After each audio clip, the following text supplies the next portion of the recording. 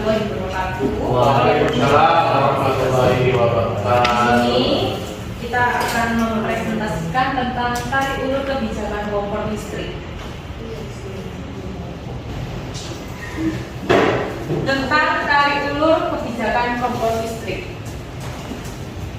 Pemerintah sempat berencana mengonversi kompor gas LPG 3 kg milik masyarakat ke kompor listrik.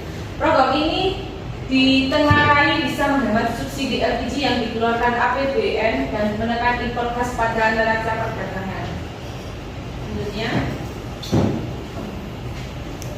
apakah kompor listrik membawa perubahan bagi masyarakat? Saat uji coba kompor listrik di 2 kota, PLN menaikkan daya dengan mengganti MCB meteran listrik pelanggan dengan daya 450 volt ampere dan 90 volt ampere. Namun setelah uji coba tersebut, PLN memutuskan daya listrik KPN keluarga pemerintah manfaat tidak mengalami perubahan.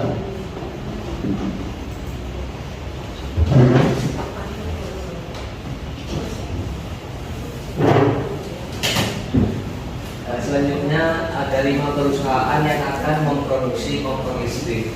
Yang pertama, DP Adria Mungsa Electrical Explorer 1,2 juta unit. Yang kedua, PT Selaras Citra Nusantara Persada 300.000 unit. Yang ketiga, Suprado 1 juta unit. Yang keempat, PT Maspion Elektronik 300.000 unit. Dan terakhir, PT Hartono Istana Teknologi 1 juta unit.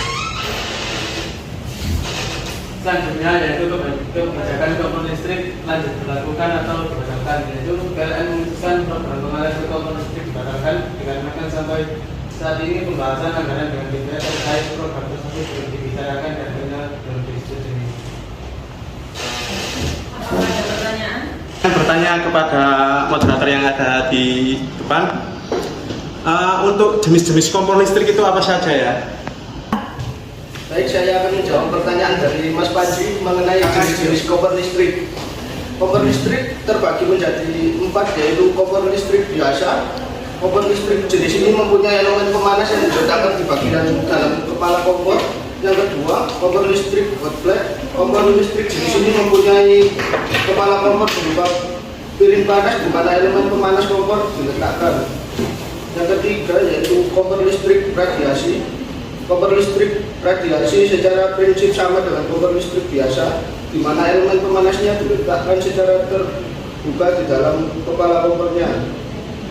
Dan yang keempat, kompor listrik induksi. Kompor listrik induksi mempunyai prinsip kerja berbeda dengan kompor listrik biasa, hot plate dan radiasi yang menggunakan prinsip pemanasan dengan menggunakan bahan yang mempunyai tahan jenis sangat tinggi.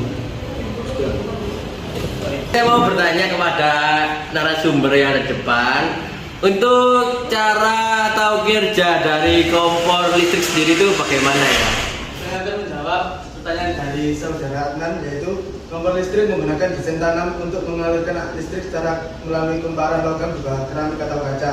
Arus listrik tersebut akan mengalir melalui logam pada permukaan kompor yang berupa keramik atau kaca. Bila listrik telah mengirimkan panas ke permukaan kompor, alat akan memberikan tanda siap digunakan. Saya akan bertanya, apa saja kekurangan dari kompor listrik?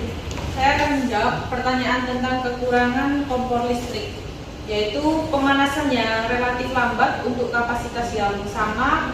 Untuk masalah lainnya yaitu penyediaan daya listrik bagi masyarakat menengah ke bawah. Kompor listrik memerlukan daya listrik yang relatif besar, yaitu minimal 1000 watt yang jarang ada di perumahan menengah ke bawah. Kita kembali. Ini kan di sini kan ada disebutkan pemerintah sempat berencana mengonversi kompor gas LPG 3 kg milik masyarakat ke kompor listrik. Nah, ini tujuan atau yang dituju untuk warga miskin atau warga yang kelas menengah ke atas juga. Dan kenapa kok kompor listrik ini tuh bisa